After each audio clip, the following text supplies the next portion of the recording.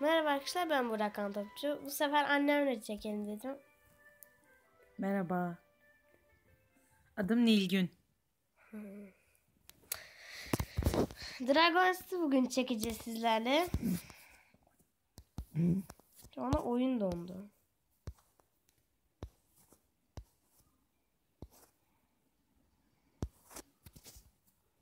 Neyse arkadaşlar, oyun düzeldi.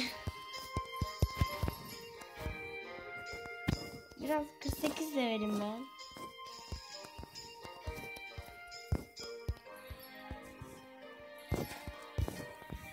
Yani kuluçkam 4.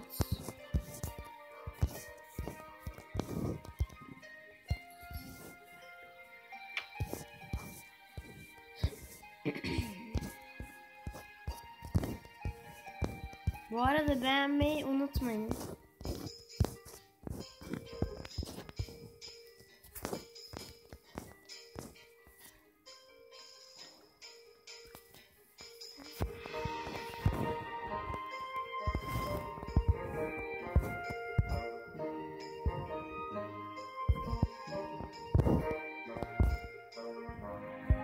İşte gördüğünüz gibi 1080 ejderham saf karanlık. Aslında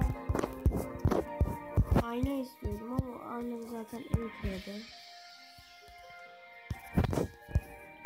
Efsanevi almak istiyorum. Biraz geride kaldım biliyorum ama olsun. Yine ejderhaların güçlü. Neyse, bir videonun daha sonuna geldik. Herkese görüşmek üzere. Beğenmeyi unutmayın.